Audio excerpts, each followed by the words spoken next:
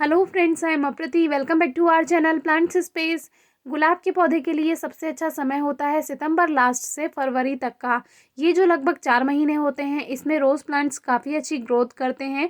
और ये समय ऐसा होता है, फिर चाहे आपको 100% सॉइल प्लांट से हटाकर उसको रिपोर्ट करना हो, या कटिंग्स ग्रो करनी हो, या इनकी ग्रोथ का टाइम हो, और या फिर इनको आपको नर्सरी से लेना है या फिर आपको इनको ऑनलाइन लेना है, ये बिल्कुल सही समय होता है।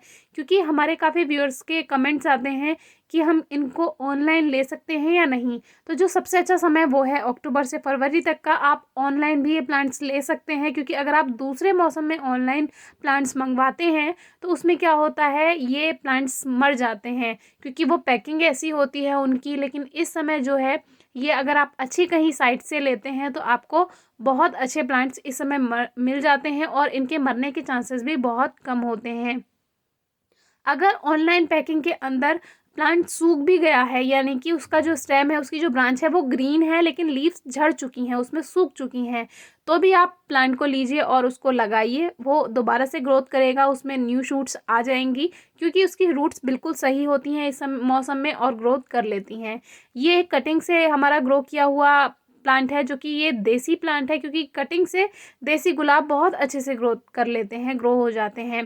तो ये जो है, ये बहुत ही ज़्यादा खुशबू देने वाला फूल होता है, क्योंकि जो देसी रोज़ होते हैं उसमें बहुत ही मीठी खुशबू आती है। और कटिंग आप देख सकते हैं कि ज़्यादा बड़ी कटिंग्स नहीं है, और ये कटिंग मैंने नहीं लगाई हैं, ये पापा ने लगाई हैं। पता नहीं ये कब लगाई होंगी, तो इसके बारे में ज़्यादा जानकारी नहीं है, फ़िलहाल याद नहीं है। तो अभी जो है, इसमें जो ये फ्लावर है बहुत बड़ा फूल खिला है, और देखिए ये 2-3 दिन तक रहता है प्लांट पे और फिर ये झड़ जाता है। तो जब ये झड़ जाए तो इसको आप कट कर दीजिए, उसमें से फिर से न्यू शूट्स आएंगी और उसमें न्यू फ्लावरिंग होगी। न्यू शूट्स में से ही फ्लावर्स बनते हैं, उसमें कलियां जल्दी बनती हैं। जो पुरानी शाखाएं होती हैं उसमें इतनी जल्दी जल्दी फ्लावरिंग नहीं होती है जितनी जल्दी न्यू शूट्स में आपने कलियां देखी होंगी। तो इस पे बहुत ही बड़ा फ्लावर खिला था इतनी छोटी सी कटिंग्स पर।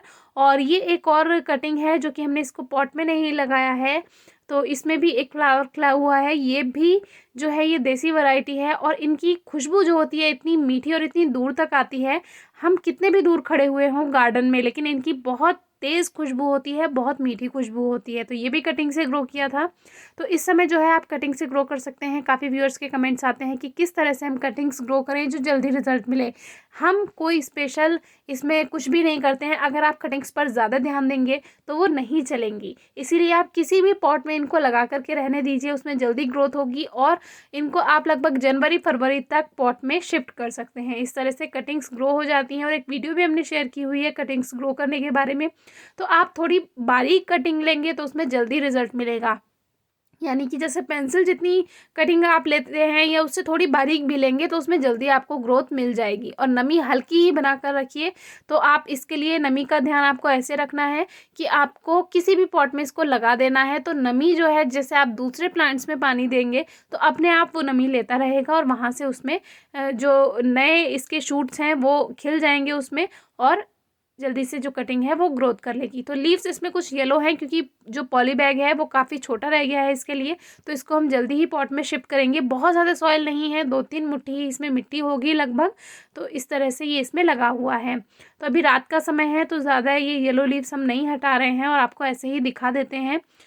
बहुत से व्यूअर्स पूछते हैं कि हम रूटिंग हार्मोन के लिए क्या यूज़ करें, कि एलोवेरा जेल लगाएं या आलू में इस कटिंग्स को लगाकर ग्रो करें। तो ऐसा कोई ज़रूरी नहीं है। आपको हमने उस वीडियो में जो कि कटिंग ग्रो करना बताया है, कितनी आसानी से आप किसी भी पॉट में लगा देंगे। कोई रूटिंग हार्मोन नहीं लगाना है, ना ही आलू में आपको ग्रो करने की ज़रूरत है। अगर आप मॉइस्चर मेंटेन करते हैं तो कोई भी कटिंग ईजिली ग्रोथ कर लेगी। अब ये कुछ कटिंग्स हैं, ये भी मैंने नहीं लगाई हैं, ये भी पापा ने ही ग्रो की हैं। और जिस समय मैंने गार्डन पे ध्यान नहीं दिया था उस समय ये कटिंग्स लगाई गई थी, और ग्रोथ आप देख सकते हैं। नॉर्मल पॉट में लगे हुआ है, ना तो कोई एक्स्ट्रा फर्टिलाइज़र दिया गया है, ना ही कोई एक्स्ट्रा केयर है। इसमें ही लगा दीजिए, मॉइस्चर मेंटेन होता रहेगा। जैसे आप दूसरे प्लांट्स को वाटरिंग करते हैं तो इसमें भी हल्का मॉइस्चर बन जाएगा, और ये गुलाब के पॉट में ही लगा हुआ है। तो ये कटिंग्स यहीं से लेकर लगाई गई हैं। अभी मैंने पूछा नहीं है, शायद ये इसी प्लांट की कटिंग्स हैं। तो इसमें देखिए कितनी अच्छी ग्रोथ हो गई है, न्यू शूट्स आ रही हैं, और फ्लावर्स भी हमें इस साल इस पे मिल ही जाएंगे। और ये पॉट फुल सनलाइट में रहता है, बस हल्की नमी बनी रहेगी तो कटिंग्स इजीली ग्रोथ कर लेंगी। फिर भी कोई क्वेरी है तो ज़रूर पूछिए और वीडियो कैसी लगी है ज़रूर बताइए। Thank you.